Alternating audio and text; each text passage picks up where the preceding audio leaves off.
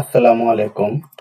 আজকে আমাদের ক্লাসের মূল টপিক হচ্ছে এই যে কার্সরের যে কালারটা, এই যেটা আমি এখন লড়াচ্ছি, এই কার্সরের যে কালারটা, এই কালারটা দেখুন, একটা হচ্ছে সবুজ কালার বা টিয়া কালার আর একটা হচ্ছে লাল কালার।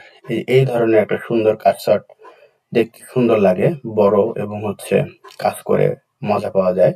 তো এ ধরনের কার্সর যদি আপনি করতে চান সেক্ষেত্রে কি করতে হবে? কিভাবে এই কার্সরটা বানাতে এই কার্সরটা কিভাবে বানাবেন?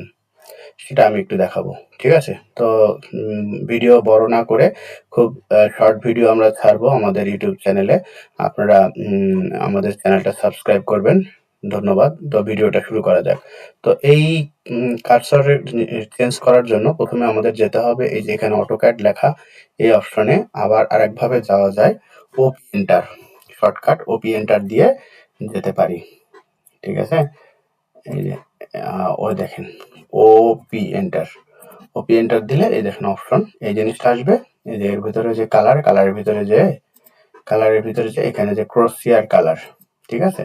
তো এখানে যে আমি হচ্ছে এটার কালারটা যদি আমি এই কালার দেই, ঠিক আছে, দিয়ে এখানে যদি টিক চিহ্ন দেই তাহলে এটা 2 কালার হবে। আর যদি আমি এখানে টিক চিহ্ন না দেই তাহলে এটা একটা কালার হবে। দেখেন এই যে যদি আমি টিক চিহ্ন না দেই তাহলে দেখেন কেমন হয়।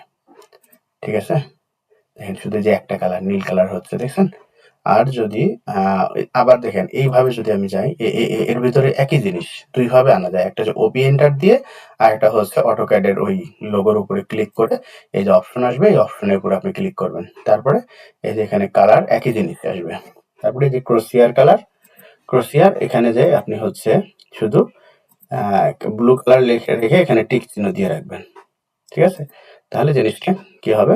এই দেখেন আপনার এটা 2 কালার হয়ে গেছে। ঠিক আছে? ধন্যবাদ। এর পরবর্তীতে আমরা এটাকে বড় করা যায়, এই ক্রসিয়ারটা কিভাবে কার্সরটাকে বড় করা যায় সেটা দেখাবো। ধন্যবাদ। আসসালামু আলাইকুম।